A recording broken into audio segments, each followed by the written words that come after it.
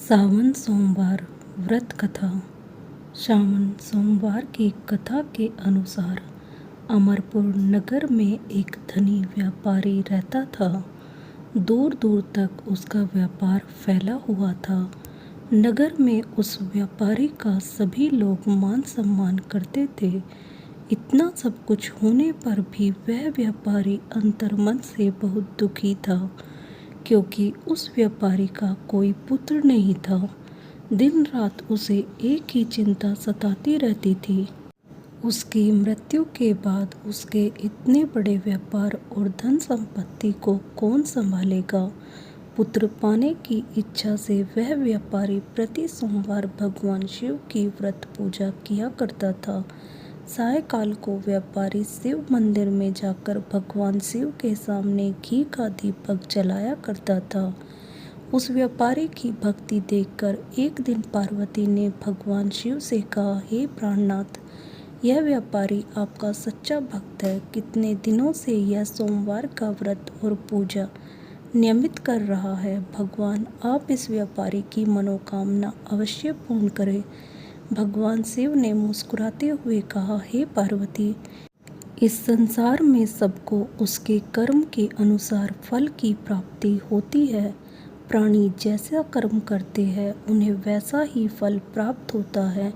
इसके बावजूद पार्वती जी नहीं मानी। उन्होंने आग्रह करते हुए कहा, नहीं प्राणनाथ, आपको इस व्यापारी की इच्छा पूरी करनी ही पड़ेगी। यह आपका अनन्य भक्त है। प्रति सोमवार आपका विधिवत व्रत रखता है और पूजा अर्चना के बाद आपको भोग लगाकर एक समय भोजन ग्रहण करता है। आपको इसे पुत्र प्राप्ति का वरदान देना ही होगा। पार्वती का इतना आग्रह देखकर भगवान शिव ने कहा, तुम्हारे आग्रह पर मैं इस व्यापारी को पुत्र प्राप्ति का वरदान दे देता हूँ, लेकिन इसका पुत्र 16 वर्ष से अधिक जीवित नहीं रहेगा। उसी रात भगवान शिव ने स्वप्न में उस व्यापारी को दर्शन देकर उसे पुत्र प्राप्ति का वरदान दिया और उसके पुत्र के 16 वर्ष तक जीवित रहने की बात भी बताई। भगवान के वरदान से व्यापारी को खुशी तो हुई, लेकिन पुत्र की अल्पायु की चिंता ने उस खुशी को नष्ट कर दिया। व्यापारी पहले की तरह सोमवार का विधिवत व्रत करता रहा। कुछ महीने पश्चात उसके घर अति सुंदर पुत्र उत्पन्न हुआ। पुत्र जन्म से व्यापारी के घर में खुशियां भर गई। बहुत धूमधाम से पुत्र जन्म का समारोह मनाया गया। व्यापारी को पुत्र जन्म की अधिक खुशी नहीं हुई, क्योंकि उसे पुत्र की अल्पायु के रहस्य का पता था। यह रहस्य घर में किसी को नहीं मालूम था। विद्वान ब्राह्मणों ने उस पुत्र का नाम अमर रखा। जब अमर 12 वर्ष का हुआ तो शिक्षा के लिए उसे वाराणसी भेजने का निश्चय हुआ। व्यापारी ने अमर के मामा दीपचंद को बुलाया और कहा कि अमर को शिक्षा प्राप्त करने के लिए वाराणसी छोड़ आओ। अमर अपने मामा के साथ शिक्षा प्राप्त करने के लिए चल दिया। रास्ते में जहाँ भी अमर और दीपचंद रात्रि विश्राम के लिए ठहरते, वहीं यज्ञ करते और ब्राह्मणों को भोजन कराते थे।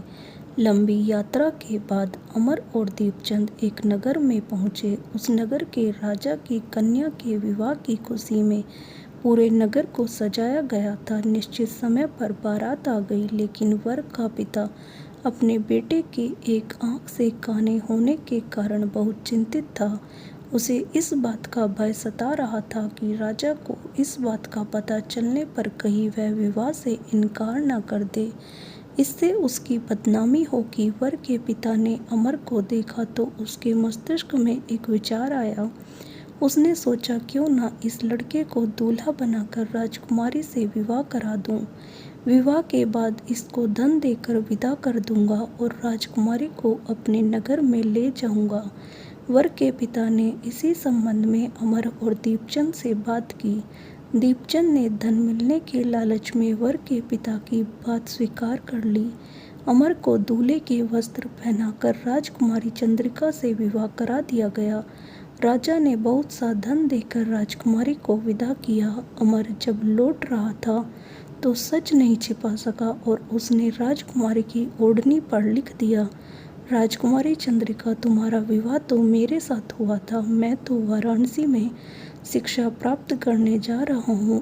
अब तुम्हें जिस नवयुवक की पत्नी बनना पड़ेगा वह कान्हा है। जब राजकुमारी ने अपनी ओढ़नी पर लिखा हुआ पढ़ा तो उसने कान्हे लड़के के साथ जाने से इनकार कर दिया। राजा ने सब बातें जानकर राजकुमारी को महल में रख लिया। उधर अमर अपने मामा दीपचंद के साथ वाराणसी पहुंच गया।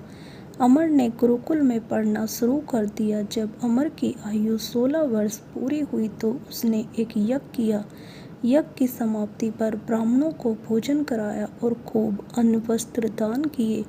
रात को अमर अपने शयन कक्ष में सो गया। शिव के वरदान के अनुसार शयन अवस्था में ही अमर के प्राण पखेरु उड़ गए। सूर्योदय पर मामा अमर को मृत देखकर रोना पीटने करने लगा।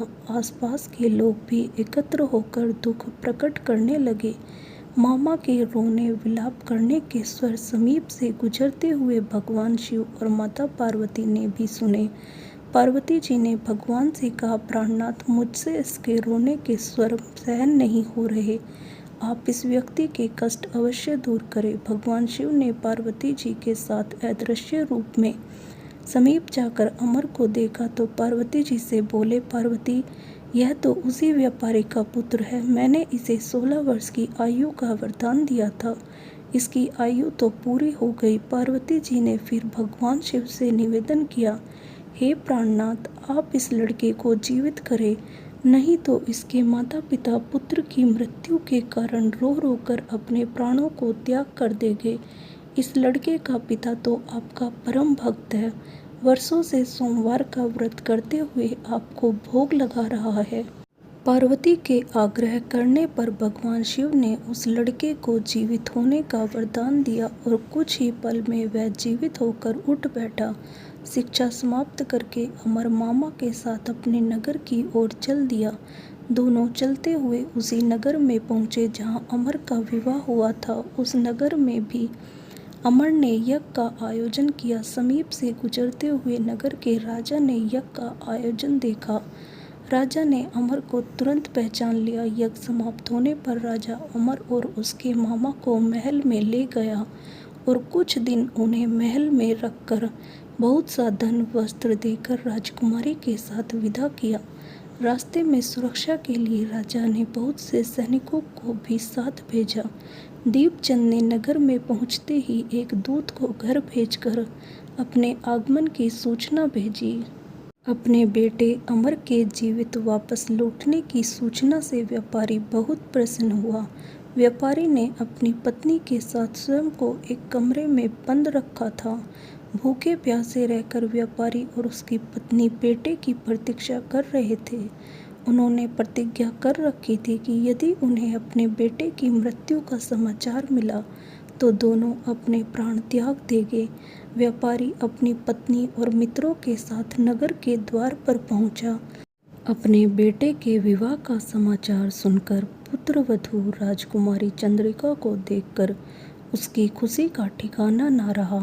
उसी रात भगवान शिव ने व्यापारी के स्वप्न में आकर कहा, हे श्रेष्ठी, मैंने तेरे सोमवार के व्रत करने और व्रत कथा सुनने से प्रसन्न होकर तेरे पुत्र को लंबी आयु प्रदान की है।